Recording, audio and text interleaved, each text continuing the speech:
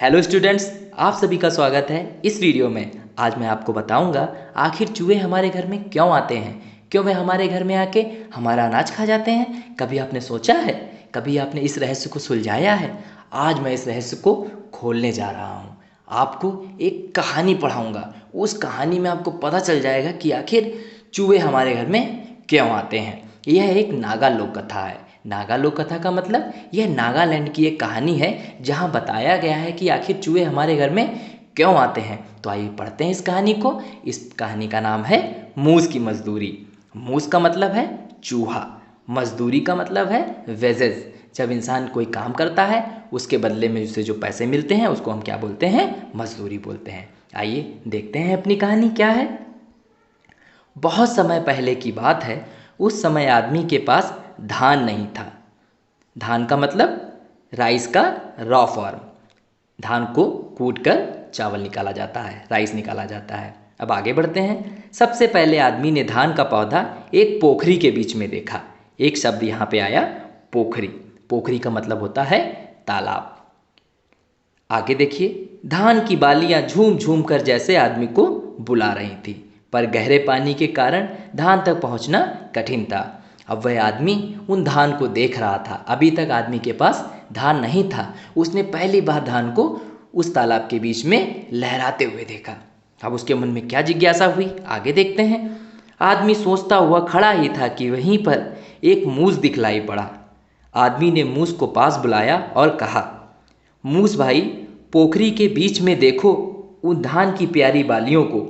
झूम झूम कर वे मुझे बुला रही हैं, लेकिन पानी गहरा है। यदि तुम उन्हें हमारे लिए ला दो तो हम तुम्हें मेहनताने का हिस्सा दे देंगे।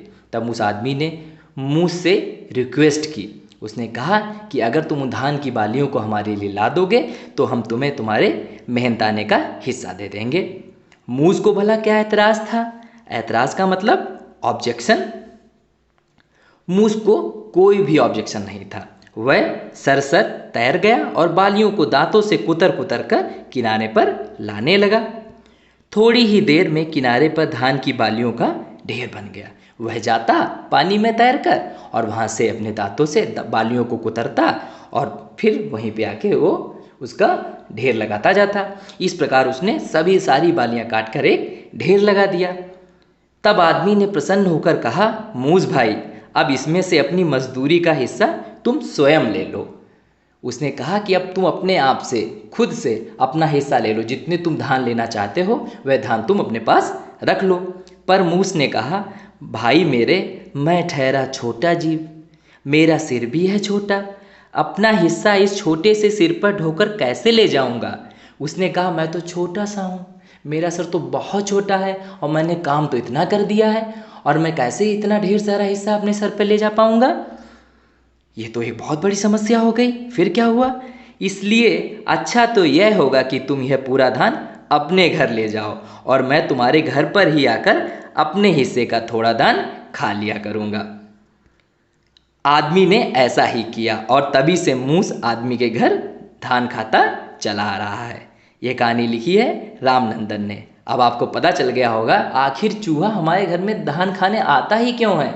वो इसलिए आता है क्योंकि एक बार उसने एक आदमी की मदद कर दी थी और वो आज तक अपना हिस्सा लेता चला जा रहा है। आज भी चूहा हमारे घर में आता है, अपना हिस्सा लेता है और चला जाता है। उसका हिस्सा अभी भी ख़त्म नहीं हो पा रहा है। इस तरीके से आपको पता चल गया होगा कि चूहा आखिर हमारे घर में क्यों आता है। यह एक बहुत बड़ा रहस्य था, इसको आज हमने सॉल्व कर दिया। आपको कैसी लगी कहानी कमेंट बॉक्स में ज़रूर बताइएगा। आज के लिए इतना ही। Bye bye students.